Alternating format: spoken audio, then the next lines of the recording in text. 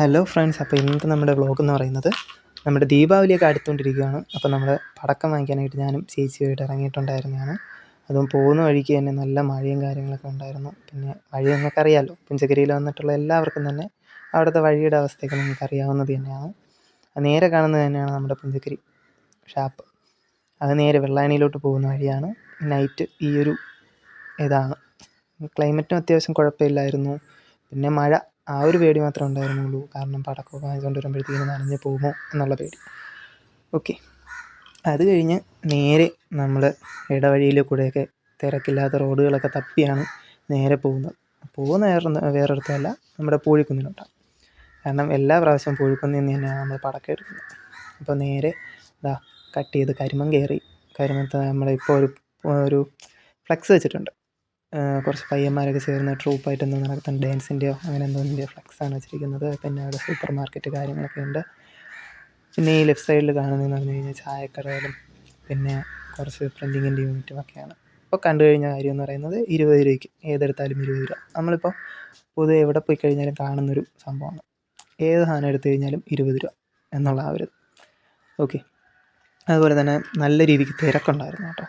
കാരണം ദീപാവലിയുടെ ഇതായതുകൊണ്ടാണോ ഇനി മഴയായതുകൊണ്ട് കാറും വണ്ടികളൊക്കെ എടുത്ത് എല്ലാവരും പുറത്തോട്ട് ഇറങ്ങിയതാണോ എങ്ങനെയാണെന്നൊന്നും അറിയത്തില്ല.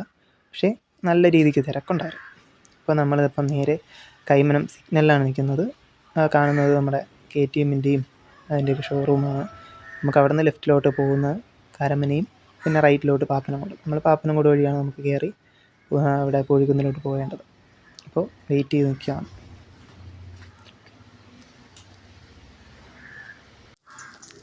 അപ്പോൾ നമ്മുടെ ഇവിടുന്ന് പാപ്പനംകോട് ബസ് സ്റ്റാൻഡിൻ്റെ അവിടെ നിന്ന് ഫ്രണ്ടിലോട്ട് വരുമ്പോഴത്തേക്ക് ഒരു സിഗ്നലുണ്ട്. അവിടെ നേരെ തിരിയുന്നതാണ് നമ്മൾ പൂഴിക്കുന്നിലോട്ടുള്ള വഴി. നമ്മൾ അങ്ങനെ പൂഴിക്കുന്നിലോട്ട് തിരികെയാണ്. ഇവിടെ നിന്ന് മുതലാണ് നമ്മുടെ പടക്കക്കടകളെല്ലാം സ്റ്റാർട്ട് ചെയ്യുന്നത്. ഇവിടെയുള്ള മിക്ക കടകളും ഇവിടെ കണ്ടിന്യൂസ് പ്രവർത്തിക്കുന്നത് തന്നെയാണ്. നമ്മൾ ഈ ദീപാവലി കഴിഞ്ഞാലും ഇവിടെ കച്ചവടം നടത്തുന്ന കുറച്ച് പേരുണ്ട്. കാരണം അതവരുടെ ഉപജീവന മാർഗ്ഗമായിട്ടും അതേപോലെ തന്നെ അല്ലാതെ ഇതിൻ്റെ കൂടെ തന്നെ വേറെ ഓരോ കാര്യങ്ങൾ ചെയ്യുന്നവർ, വേറെ ജോലിക്ക് പോകുന്നവർ, അങ്ങനെയൊക്കെ ഉണ്ട്. മാത്രമല്ല ദീപാവലി സമയമാകുമ്പോഴത്തേക്കും ഇവിടെ എല്ലാ പ്രാവശ്യവും ഉള്ളതാണ് ഈ ലൈറ്റിങ്ങും കാര്യങ്ങളൊക്കെ ആയിട്ട് അവർ വരുന്ന കസ്റ്റമേഴ്സിനെ ഒന്ന് ആകർഷിക്കാൻ വേണ്ടിയിട്ടൊക്കെ ആയിട്ട് ഇങ്ങനെ ചെയ്തിരിക്കുന്ന ആ ഒരു സംഭവങ്ങൾ. അത് വളരെ മനോഹരമായിട്ടുള്ള ഒരു കാഴ്ച തന്നെയാണ്. അങ്ങനെ നേരെ നമ്മൾ കടകൾ സത്യം പറഞ്ഞാൽ തപ്പിപ്പോകുന്നതല്ല, ഏത് കടയിൽ നിന്ന് വാങ്ങണം അങ്ങനെയൊന്നുമല്ല. ഏതുവരെ കടയുണ്ടോ അതുവരെ ജസ്റ്റ് ചെന്ന് നിങ്ങൾക്ക് കാണിച്ചു തരാം എന്നുള്ള ആ ഒരു ഇതിലാണ് നമ്മളിങ്ങനെ പോകുന്നത്. ഇതിനകത്തോട്ടും കടയുണ്ട്. അങ്ങനെ ഇനി അടുത്ത് നേരെ പൂഴിക്കുന്ന് ആ ഒരു റൗണ്ട് എത്തുന്നവരെയാണ് എല്ലാ പ്രാവശ്യവും കടകളുള്ളത്. നമ്മുടെ പൂഴിക്കുന്നിലെ അത്തം നിങ്ങൾ കണ്ടിട്ടുണ്ടെങ്കിൽ അത് നിങ്ങൾക്ക് മനസ്സിലാവും. കാരണം ഈ റൗണ്ടിൻ്റെ തൊട്ടടുത്ത് ലെഫ്റ്റ് സൈഡിലായിട്ടാണ് ഈ അത്തം ഇടുന്നത്. നമ്മൾ വാങ്ങിക്കാൻ പോകുന്ന കട ഇതാണ്, ഇരിക്കുന്ന കടയാണ്. പക്ഷെ ഇപ്പോൾ ഇവിടെ നിർത്തത്തില്ല, നമ്മൾ പോയിട്ട് തിരിച്ച് വരുന്നതായിരിക്കും. നമ്മളവിടെ എത്തി. ചേച്ചിതാ ഇറങ്ങി എൻ്റെ അടുത്തൊരു ഹായ് പറയാൻ പറഞ്ഞു. ഹായ്. ഓക്കെ, നമ്മൾ ശശി ആശാൻ്റെ കടയിൽ എത്തിയിരിക്കുകയാണ്.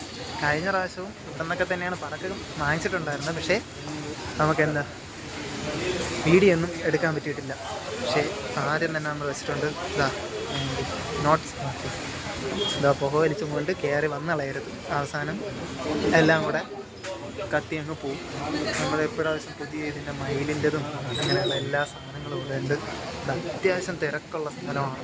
നമ്മളിവിടെ ഇത്രയും കടകൾ കണ്ടതിലോട്ട് എല്ലാ പ്രാവശ്യം വരുമ്പോൾ ഇവിടെ അത്യാവശ്യം തിരക്കും കാര്യങ്ങളൊക്കെ ഉള്ള സ്ഥലം തന്നെയാണിത്.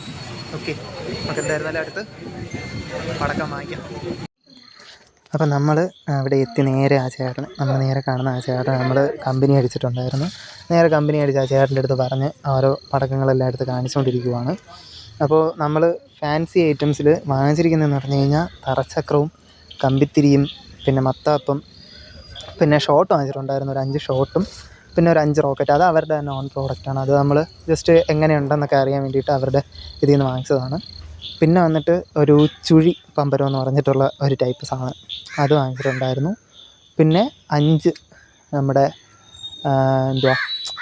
പണ്ട് പറയില്ലേ കടു പൊട്ടിക്കുന്ന ആ ഒരു ടൈപ്പിലുള്ള ആ ഒരു പടക്കം, അത് 5 ടൈപ്പ് കളറാണെന്നാണ് അവർ പറഞ്ഞിരിക്കുന്നത്. സോ അങ്ങനെയൊക്കെയുള്ള സാധനങ്ങളാണ് വാങ്ങിച്ചിരിക്കുന്നത്. അപ്പം നമ്മൾ ഓരോ പാക്കറ്റ് ചെയ്താണ് വാങ്ങിച്ചിരിക്കുന്നത്, തറച്ചക്രവും എല്ലാം.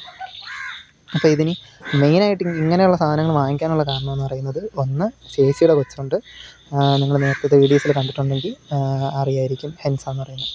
ചേച്ചിയുടെ കൊച്ചുണ്ട്, അതേപോലെ തന്നെ ചേട്ടൻ്റെ കൊച്ചുമുണ്ട്. അവനാണെന്നുണ്ടെങ്കിൽ 1 വയസ്സാവുന്നതേ ഉള്ളൂ. അപ്പോൾ അവർ രണ്ടുപേരെയും ഇത് വെച്ചിട്ടാണ് നമ്മൾ അധികം പടക്കമൊന്നും വാങ്ങിക്കാതെ കുറച്ച് വാങ്ങിച്ചിരിക്കുന്നത്. ഞാനിപ്പോൾ കയ്യിൽ വെച്ചിരിക്കുന്ന ഇതാണ് ആ റോക്കറ്റ്. ഓക്കെ, കാണുമ്പോഴത്തേക്കും ആ കൊമ്പോ കാര്യങ്ങളൊന്നുമില്ല, നമുക്ക് തുമ്പോ കാര്യങ്ങളൊന്നുമില്ല. എങ്കിലും അവർ പറയുന്നത് നല്ല രീതിക്ക് ഹൈറ്റിൽ പോവും, നല്ല രീതിക്ക് പൊട്ടും എന്നൊക്കെയാണ്. കൊവരിയോ കാര്യങ്ങളോ ഒന്നുമില്ല.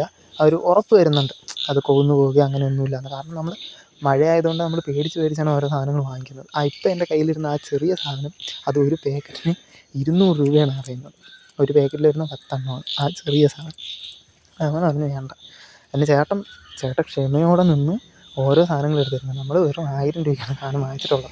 ഇത്രയും സാധനങ്ങളെ വാങ്ങിച്ചിട്ടുള്ളൂ. പക്ഷേ ചേട്ടൻ ക്ഷമയോടെ നിന്ന് ഓരോ സാധനങ്ങൾ എടുത്ത് തന്ന് വീണ്ടും കാണിച്ച് വീണ്ടും എടുത്ത് വീണ്ടും കാണിച്ച് അങ്ങനെ ഭയങ്കര ഫ്രണ്ട്ലി ആയിട്ട് നമ്മളടുത്ത് ഇടപെടുന്നു. അത്രയും പൊളിയായിരുന്നു ചേട്ടൻ, അത് പറയാൻ വയ്യ. അതേപോലെ തന്നെയാണ് ആ കടയിലെ ഓണർ. വെരി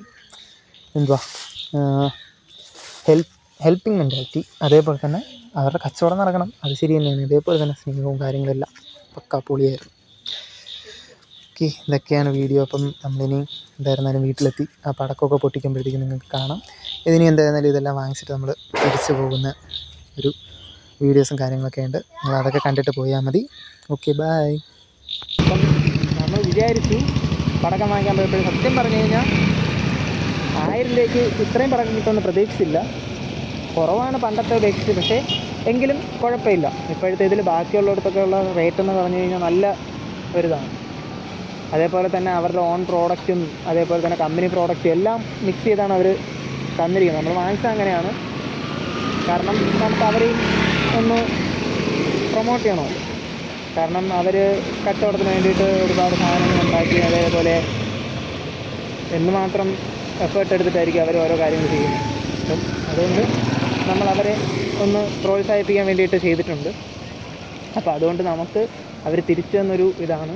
നമ്മൾ 1000 രൂപയ്ക്ക് പുറത്ത് പടക്കം എടുത്തു. എങ്ങനെ പോയി കഴിഞ്ഞാൽ ഒരു 1200 1300 രൂപയ്ക്കകത്ത് പടക്കം എടുത്തിട്ടുണ്ട്. പക്ഷെ നമുക്ക് അത് ഡിസ്കൗണ്ട് ചെയ്ത് 1000 രൂപയ്ക്ക് നമുക്കവർ തന്നു കിട്ടും.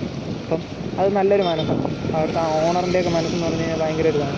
പക്ഷേ ലാസ്റ്റ് പറഞ്ഞു നീ അതും കൂടെ വെച്ചൊന്ന് കൊടുത്ത് വിടുക എന്നാണ് പറഞ്ഞത്. അപ്പം അത്രയും ഒരു വരുന്ന കസ്റ്റമേഴ്സിൻ്റെ അടുത്തൊരു സ്നേഹം അവർക്ക് ഉണ്ട്. സോ വരികയാണെന്നുണ്ടെങ്കിൽ നിങ്ങൾ ജസ്റ്റ് ഒന്ന് അടുത്ത പ്രാവശ്യം മുതൽ അവരുടെ പടക്കടയിൽ നിന്ന് വാങ്ങിക്കാനായിട്ട് ശ്രമിക്കുക. അപ്പോൾ നിങ്ങൾക്ക് തന്നെ അത് മനസ്സിലാവും.